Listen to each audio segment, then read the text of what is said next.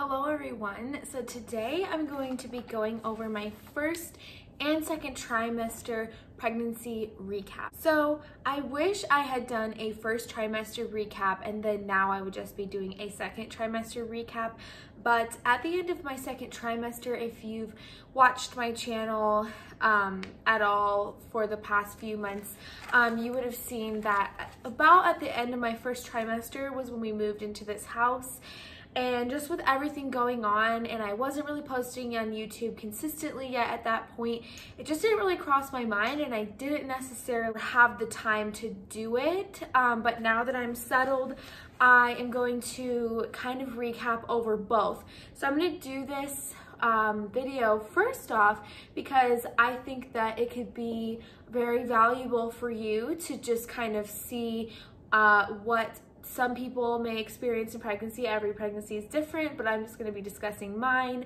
But also, you could see that if you have any of these symptoms or cravings or anything, what I did about it. And also, secondly, I just love watching videos like this. I've obviously watched a ton since being pregnant, but I watched a ton before being pregnant, and I found that watching them before even being pregnant helped me feel more prepared when I was pregnant. Even though I wasn't even planning on being pregnant, I was like, okay, well, I've already watched videos about some things, so that just helped me feel a little more prepared. So maybe you're watching for that. But I also specifically have gotten a few requests for this video, and so since I would love to make this video and help you guys out, and I would love to have this video to look back on to see the recap of my pregnancy with my first child, I just figured, hey, I would love to make this video, and if that's what you guys want to see, I will definitely make it. So I'll just go ahead and get started. So I'm just going to start from the beginning with my first trimester. I did post my finding out I'm pregnant and telling my husband video, so I will link that below if you're interested in seeing that, and you will see by our reactions in that video that we were very surprised and not necessarily expecting this. But first, in the first trimester, I was honestly very lucky. I did not have that much morning sickness.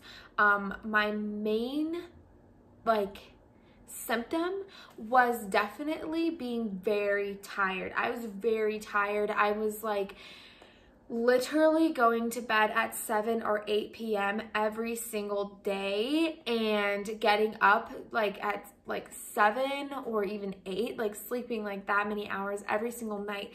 And for frame of reference, before being pregnant, I had just finished school, so I was used to being up until 11 at night and getting up at 6 every day because of my working full time and doing homework and everything. So I was used to that, and then I had to adjust to sleeping 12 hours a day.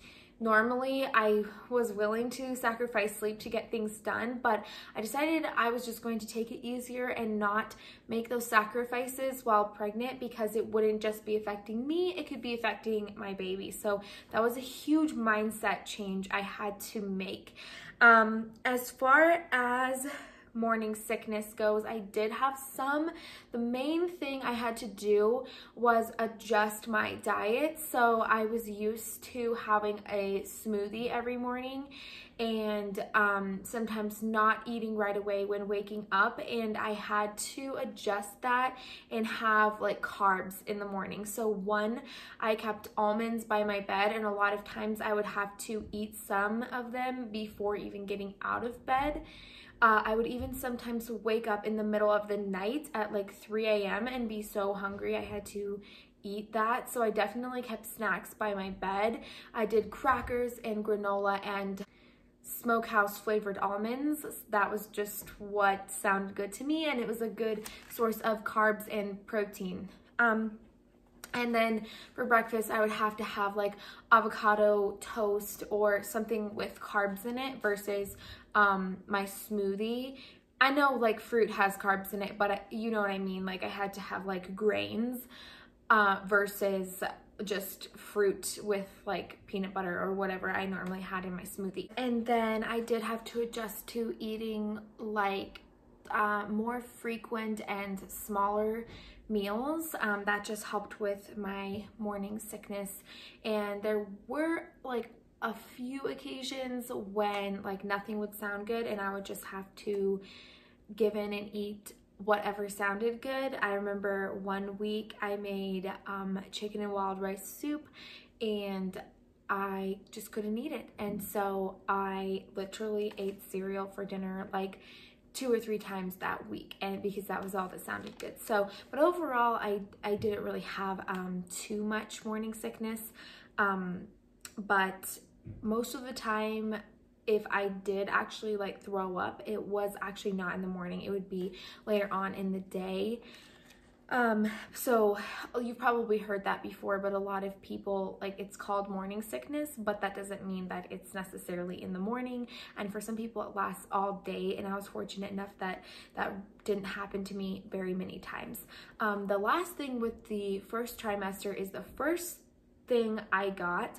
I ordered like pregnancy related besides my prenatal, which I'm taking the Mama Bird's prenatal because they have the active form of folate instead of the synthetic form, which is folic acid, which is really important. I can link a video below of Becca Bristow. She is a registered dietitian and she has done nutrition during pregnancy, and I am not an expert, so I would definitely just link that below for you if you're interested. But the main thing I had to order was a pregnancy pillow, and that is because even though I was so tired, I think partially why I was so tired initially was because I wasn't sleeping as well. So I ordered a pregnancy pillow even before I was even showing.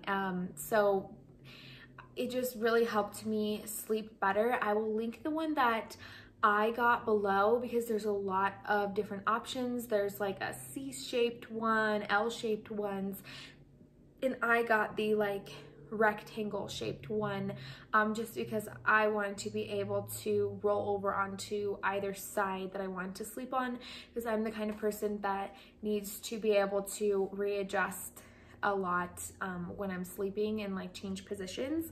And then I had to get used to having to wake up so many times even in the middle of the night to pee, and that caused some issues for me because sometimes getting up in the middle of the night and doing that, it would wake me up enough to where it would be difficult to go back to sleep right away.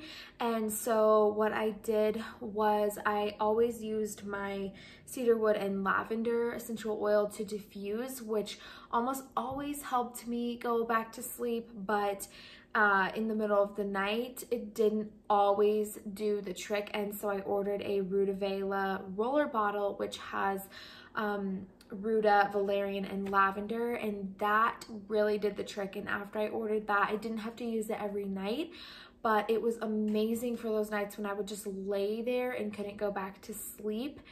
And that can be pretty frustrating when you have to wake up like so many times in the night and then you can't go back to sleep. And obviously I was so tired, so getting enough sleep and getting quality sleep was definitely like a concern and a priority. As far as showing, I really did not show at all in my first trimester. I didn't even noticeably start showing until about 16 weeks. Before that, it kind of was just more of like a bloated look. And so as far as like all of my pants, I just did the rubber band trick. I didn't actually have to get any maternity clothes. And I did stick at that time to just wearing kind of baggier clothes, like shirts specifically, because when you're in that in-between stage, it is really awkward. Like, you just feel like you can't tell if you are just really bloated or gaining weight, or if you're pregnant. It's not a prominent, like, obvious round belly. So I was just a lot more comfortable wearing some baggier shirts to get me through until I was actually showing. And then now I prefer to wear tighter shirts because I think it's more flattering. It makes it look like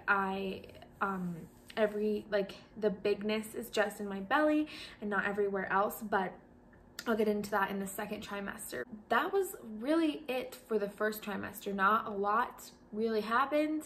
But I'm going to get into the second trimester. I'm sure if I had made a whole video just about the first trimester at the time, I would have had more to say, but really that's the like overall synopsis and like the main points. So for the second trimester, I'll talk about cravings first, because my cravings in my first trimester and my second trimester were pretty much the same. I've been pretty disappointed. I haven't had any really like exciting or crazy cravings, and I was looking forward to like wanting to eat, you know, pickles dipped in peanut butter or something, but hasn't really happened. Honestly, my main craving that has been consistent throughout my entire pregnancy has been oranges and tangerine juice from Trader Joe's. Not regular orange juice from the grocery store. It has to be tangerine juice from Trader Joe's or oranges. So I'm actually pretty thankful for that, because of all the cravings you could have. Obviously oranges is a pretty healthy one, but I've also craved lemons throughout my pregnancy consistently as well. So I don't know what it is with me and citrus, but I have craved lemonade and just like literally lemons, like lemon juice, like fresh lemon juice squeezed onto everything, even things that I probably wouldn't normally put lemon juice on. And when I say like lemon juice on something, I mean like I would have a bowl of rice with vegetables and squeeze like 2 entire lemons on it. So I'm not saying like a tiny little bit of flavoring, like no, like a lot of lemon juice on it. And a few of the other cravings I've had of things that I did not like before. So oranges and lemons were things I absolutely loved before, and I think that my love for them was just amplified once being pregnant. But things I didn't really care for so much before that I really have loved since being pregnant is cheese. And I liked cheese in things, but in my first trimester I would crave like just a piece of cheese, or like cheese and crackers, which was not normal for me. And also cereal, which I think that I liked it before, but I wouldn't crave it, and I would try and stay away from it because it's so sugary. But I don't know, I just loved cereal, and so I would have it as dessert a lot of nights. And then the other thing was wings, but specifically like I don't like breaded wings. We got wings from, I don't even remember where it was, honestly. I think it was just somewhere here local, but it was more like chicken nuggets with buffalo sauce on it. That did not satisfy my craving. I don't like the really fried taste, and so I found that I literally like just buying wings that aren't really breaded from the grocery store and cooking them in the air fryer, and that has satisfied my craving better than any other wings I've gotten. And as far as aversions, I really haven't had very many aversions to any food. The main thing is peppers, like green peppers, red peppers, any sort of bell pepper. I still like jalapenos and other kinds of peppers, but bell peppers I really didn't like before, and that has been just amplified. But it's not like so gross to where I like even smell it a little bit and like throw up or anything. It's just like I cannot fathom eating it. But the one thing that I really liked before that I really have not liked since being pregnant is hot coffee, which is probably a good thing because, you know, you're supposed to limit your caffeine, except for iced coffee and cold brew generally have more caffeine in it than hot coffee. So since I don't like hot coffee anymore, and I've still had some coffee, and I've had iced coffee or cold brew instead, I have to have even less because it can have more caffeine in it. And you're supposed to limit your caffeine to 200 milligrams a day, which I think is a lot, and I don't think there's been a single day where I had nearly that much. But yeah, I don't know why. I just don't like hot coffee anymore. And keep in mind, I know this is going up in June, but I did find out I was pregnant in December, so it was still cold outside. It was still reasonable to be drinking hot coffee, and I just haven't liked it. I've only liked iced coffee. And so at first, for the first few months, I just didn't drink coffee at all. Then I finally gave in and started having some iced coffee or cold brew on occasion. The next thing I'll talk about is stretch marks. So like I said, I didn't start showing until 16 weeks, and I'm now 28, so I know I'm filming my recap 1 week into my 3rd trimester, so I'm like technically filming this a week late, but I didn't really start showing until 16 weeks, and now even being 28, I don't have any stretch marks, and I think that's because, one, I'm still like not that big, but also because I have kept my skin really hydrated. So you can check out my Instagram posts that I did, as well as my day in my life with oils video that I did on YouTube here, but I shared my recipe for my stretch mark oil. I actually have done coconut oil with specific essential oils that are really good for stretch marks and keeping your skin hydrated. And so I don't know if it's a combination of not being that big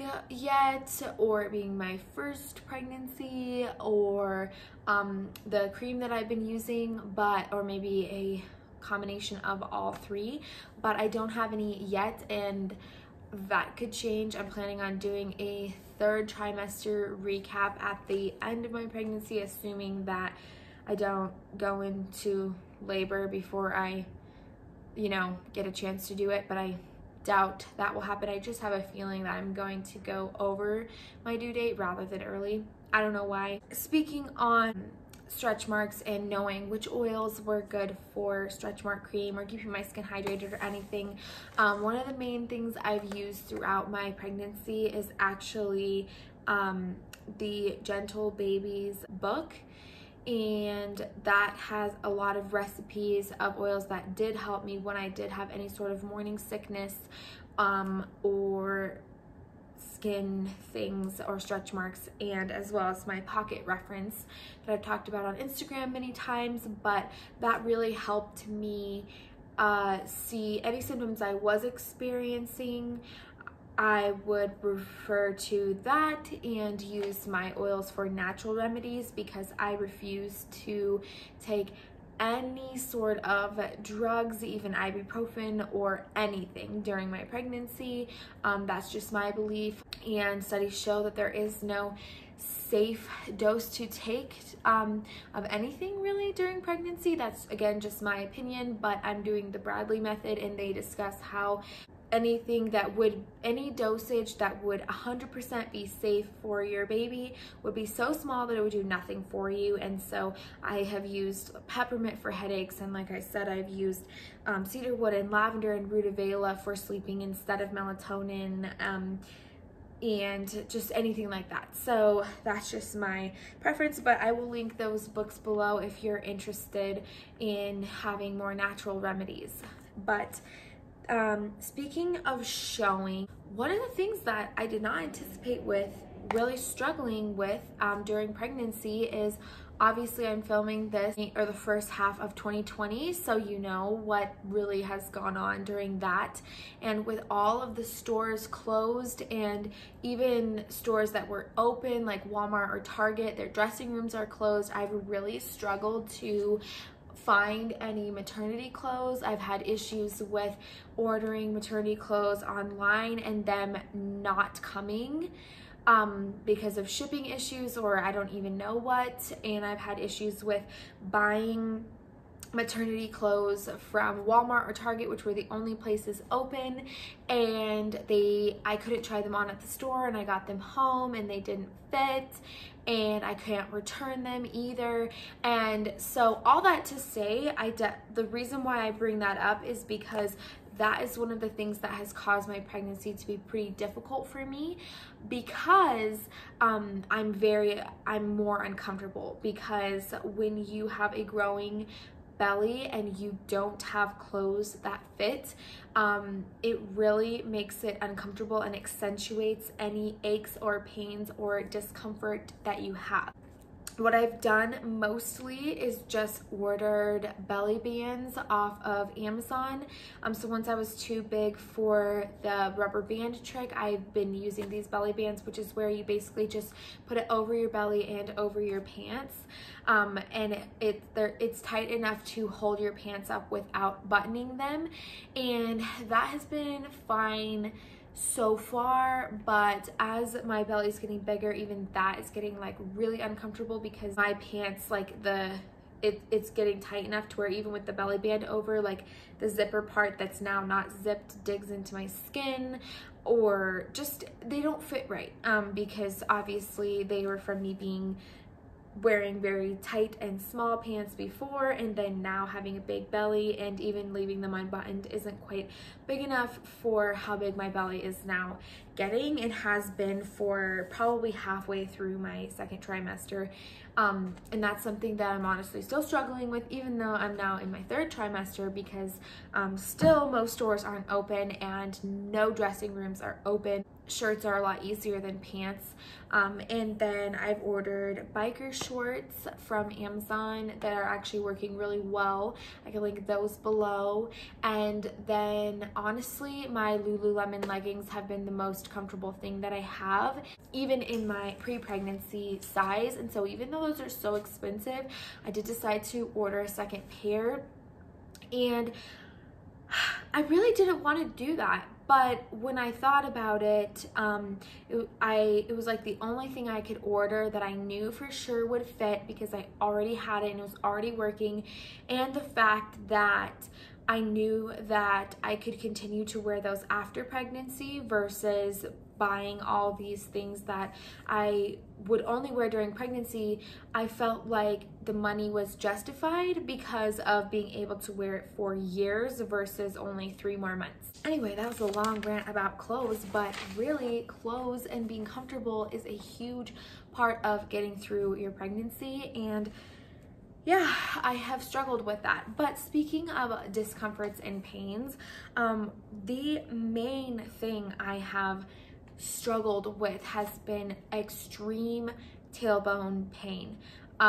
It's like tailbone and hip, and just like lower back. I don't even know how to describe it. It's sometimes just so much like everywhere that I can't even pinpoint exactly where it's coming from. It especially is worse any days where I am bending over a lot. So cleaning, you've probably seen in any of my cleaning videos, I mentioned that I no longer can mop. I make Michael do that, but just any sort of bending over at all really hurts. And so the only thing that has helped with that is I have used a combination of Young Living's Deep Relief Roller Bottle and their Cool Azul Pain Relief Cream. And then in addition to that, with the Bradley method, I have learned to do the exercise called pelvic rocks and Taylor sitting, and both of those have helped relieve the pressure on my tailbone and kind of realign things. I've read that is actually a common symptom because the baby's head is low and putting pressure against your tailbone, and not everyone experiences it, and people do experience it to a different degree. But I definitely wanted to mention what I'm doing because I've heard that can be a pretty common symptom. So I thought maybe somebody watching this would have experienced that as well. And as well, the last thing with that has helped is, like I said, bending over really does hurt. And so everyone is supposed to do this all the time, but especially while being pregnant, you're encouraged to always squat to pick something up versus bend over, which is why I really am trying to do that. But when it comes to things like mopping and things, it's not really possible to do that. You really have to like bend down and scrub, and so that's why I'm making Michael do that instead, which is a great excuse to not have to mop anymore, I guess. Also in my second trimester, the last thing I want to get to is all of the decisions you have to make. So first of all, in my second trimester, I had my gender reveal at actually 19 weeks is when I found out. So I did find out about a week early. Generally, you find out at 20 weeks. That was great. The only struggle was because of everything going on. Michael was not allowed to come to that ultrasound, which was pretty hard for both of us, but I think mostly him because he didn't get to see the baby, and that was only my second ultrasound, and I don't think I'll have another one in my pregnancy, so that was just kind of hard because he didn't get to see the baby. I mean, I did get to save the pictures, but you know, it's his baby too, and he would have wanted to go. So because of that, we were just going to find out the gender right away in the ultrasound, but I had them write it on an envelope, and then we opened the envelope together after the appointment, and then I did a gender reveal gathering with our parents, and I did post a video of that as well. If you want to see, I will link that below, but it was nothing too exciting, just with family. Speaking of that though, I was going to the hospital, and that was one thing that I hadn't really considered before ever being pregnant, is where I wanted to have medical treatment, because I did not have an OBGYN prior to being pregnant, and I really never even went to the doctor, so I didn't even have like a primary care doctor, and I'd never really considered what I would want to do. So when I found out I was pregnant, I just needed to make an appointment as soon as possible. So I made an appointment at the nearest hospital, which I had heard a lot of good things about. But upon doing more research is when I decided that I wanted to do the Bradley method for birthing, which I could do a whole video just about doing the Bradley method if you're interested. But I also am going to do a birth vlog, so that'll kind of reveal, I guess, the final, like, how that goes.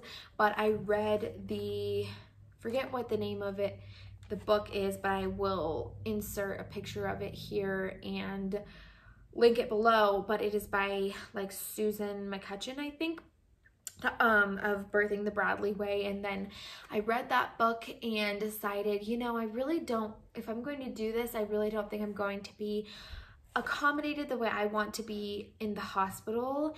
And so then upon speaking with my Bradley teacher, she recommended a midwife place to me that is here local, and they just so happen to do mostly home births. So that was a huge shift, because over halfway in my pregnancy, I decided to completely switch doctors and completely switch birth plans and birth places. We actually just completed our Bradley classes, and now we just have to practice and keep doing refreshers. That is pretty much it. Like I said, the main thing that has transpired, I guess, over all of this was deciding to do the Bradley method. So again, I could make a whole video about it if anyone is interested, but basically the thing with the Bradley method is you focus on nutrition throughout your pregnancy, specific nutrition. Their biggest thing is getting enough protein, and then you focus on specific exercises that strengthen the right muscles for birth. So I have to do pelvic rocks, like I mentioned, squats, Taylor sitting, and they really stress Kegels and pelvic floor things and exercises. So basically just strengthening your legs and all the muscles that you need for birth. As well, in the Bradley method, it is completely unmedicated, and so their technique to get through the pain is relaxation. So they believe that the dad is the coach, and so we both learn these exercises to help relax and calm down and make each contraction more effective. And then he is the coach because one, they believe that the dad should just be an active part in the labor because it is the father, but as well, when I am like delusional and losing it, he will remember the signs to look for, and encourage me to do that. It's a lot. There's actually a lot to learn, but like I said, that is just the overall idea of the Bradley method, and I think that is it. So let me know if any of this helped you, or educated you, or if you want to learn more about the Bradley method or my birth plan or anything else about something that I said or something I might have missed. And thanks for watching.